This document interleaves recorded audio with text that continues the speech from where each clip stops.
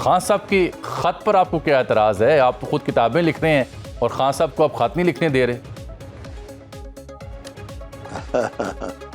बहुत शुक्रिया जामी साहब। मामला ये है कि पहले तो किताब की बात हो जाए। ये किताब जो आ रही है इंशाल्लाह बहुत जल्द इसी महीने में, इसमें दरअसल तो वो कालम है जो खान साहब के साइफर लहराने से लेके उनकी फाइनल कॉल तक के दौर को कवर करते हैं। तो ये एक ऐद की हिस्ट्री है, तारीख़ है हमारी, और मैंने कहा कि ये मुंज़बित हो जाए तो वो इंशाल्लाह जल्द आ जाएगी। दूसरी बात जो आप खान साहब के ख़त की कर रहे हैं, ये तो एक अजीब मुअम्मा हो गया है, क्योंकि कल बड़ी हाइप क्रिएट हुई खुद पीटीआई के हलकों से कि जी ख़त लिख दिया गया है, और फिर मुजीबुर रहमान साहब की तर्ज पर इसके अंदर भी कुछ 6 निकात डाल दिए गए हैं। आज अली गौहर साहब कहते हैं जी ना मुझे इस ख़त के बारे में कुछ पता है, ना मैंने देखा है, ना इसके मंदरजात का इल्म है, मुझे तो बानी ने बताया है कि इस तरह का कोई ख़त है। तो ये ख़त अभी तक तो हवा में कहीं परवाज़ कर रहा है, शायद किसी कबूतर के मुंह में है, अभी कहीं उतरेगा किसी मंडेर के ऊपर, तो फिर हम खोल के देखेंगे कि उसके अंदर क्या है। फ़िलहाल तो सब मेरा ख्याल है अबहाम ही अबहाम है। यानी आप समझते हैं ख़त अभी मुतल्लिका जगह नहीं पहुंचा? मेरा तो ख्याल ये है कि मुतल्लिका जगह अगर पहुंच भी गया तो मुतल्लिका जगह इसको कोई सीरियसली शायद ना ले, इसलिए कि वो एक मौक़िफ़ दे चुकी है मुतल्लिका जगह, और बार बार दे चुकी है कि हमारा इन सियासी बातों से कुछ लेना देना नहीं है। आप जो भी कोई अपना दुखड़ा रोना चाहते हैं, अपने मसाइल हल करना चाहते हैं, कोई नसीहत करना चाहते हैं किसी को, कोई मशवरा देना चाहते हैं किसी को, कोई मुज़ाकरात करने हैं, लेन देन करना है, तो वो सियासतदान आपस में मिल बैठ के करें। ये बड़ा डिक्लेयर्ड और बड़ा कंसिडर्ड मौक़िफ़ है मुतल्लिका हलकों का। तो मैं नहीं समझता हूँ कि ये ख़त अगर वहाँ पहुँच भी जाता है, मेरी मालूमात ये है कि ख़त इन्होंने मौजूदा आर्मी चीफ को इससे पहले भी लिखा था, शायद उसकी शोहरत नहीं हुई। अच्छा। वो ख़त लिखा गया था आरिफ अलवी साहब के दौर में, और मेरी मालूमात ये है कि वो ख़त आरिफ अलवी साहब से होता हुआ खान साहब का वो ख़त जिन मुतल्लिका जगहों की हलकों का नाम आप ले रहे हैं वहां तक भी पहुंचा था, लेकिन उस पर कोई ना रद्द अमल आया, ना कोई, बस हुआ ये कि ना कोई रसीद आई, ना कोई रद्द अमल आया, और ना कोई उसको अहमियत दी गई। तो आई थिंक कि जो मौजूदा सो कार्ड ख़त है, अभी तक तो नाम नहाद ख़त है, उसके मंदरजात भी सामने नहीं आए, तो मैं नहीं कह सकता हूँ कि इसका अंजाम भी उनके पहले ख़त की तरह होगा। ये खतूत नवीसी का मामला नहीं है, ये बड़ा सीरियस एक इशू होता है जब आप समझते हैं, आप फ़ौज को ये कहना जी कि अवाम के दरमियान और फ़ौज के दरमियान बड़ा फासला पैदा हो गया। ऐन उस वक्त जब फ़ौज अपनी मुल्क की सरहदों के अंदर एक बड़ी डिसाइसिव दहशतगर्दी के खिलाफ लड़ाई लड़ रही है, तो इस तरह की बातें मुझे नहीं पता कि ये किस जहन में डलती हैं, किस तरह फिर जनरेट करती हैं जहनों के अंदर, किस तरह ख़त में डलती हैं। तो ये एक लाहासिल सी मश्क है, एक बड़ी हासिल हसूल वाली मश्क जो थी जो हमारे साथ उन्होंने शुरू की थी, वो ख़त्म हो गई, वो खुद उन्होंने ख़त्म कर दी।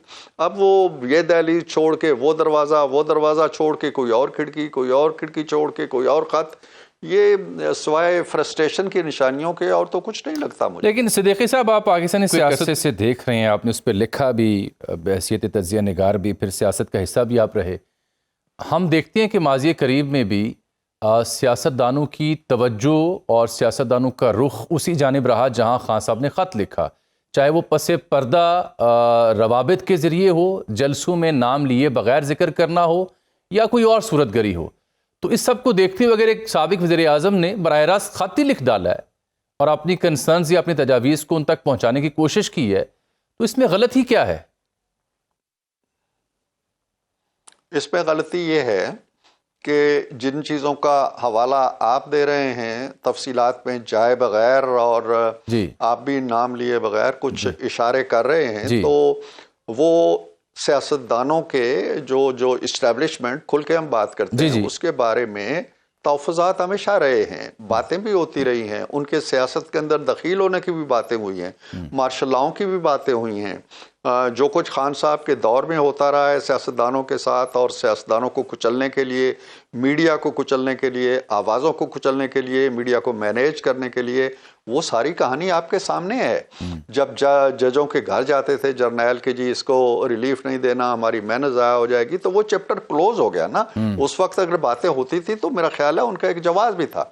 दूसरा ये है कि वो सियासतदान बाहर थे, वो जेलों के अंदर कंडेम्ड प्रिजनर्स नहीं थे कि वो अभी एक 360 सफ़ों का ख़त लिख दिया है उन्होंने चीफ जस्टिस साहब को। मुझे नहीं मालूम कि उन 360 सफ़ात के अंदर क्या है, और मुझे ये 4 या 6 सफ़ों का ख़त ये भी बताते हैं।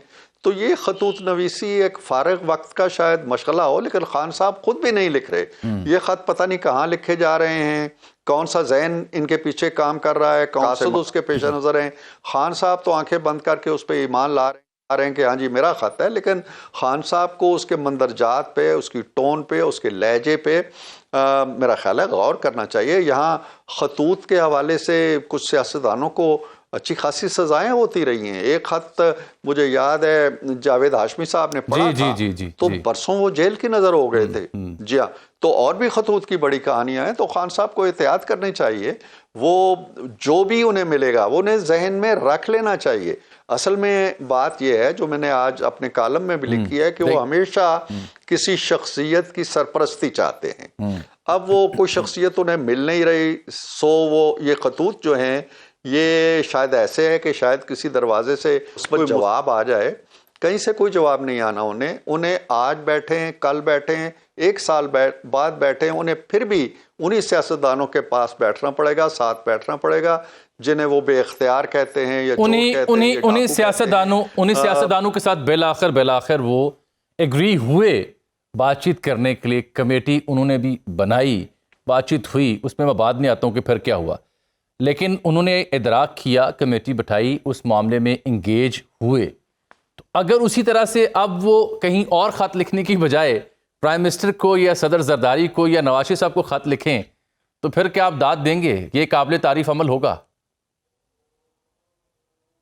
देखिए, मैं दाद दूं या ना दूं, लेकिन मुझे वो दिन दूर नहीं लगता है। आर्मी चीफ के बारे में, मौजूदा आर्मी चीफ का रास्ता रोकने के लिए वो 2 दिन पहले यहाँ पिंडी इस्लामाबाद में एक लश्कर लेके आ गए थे कि ये नहीं होना चाहिए। पहली दफ़ा हमारी हिस्ट्री के अंदर उन्होंने ऐसे कूचा व बाजार का मौजू बनाया आर्मी चीफ की तकर्री को।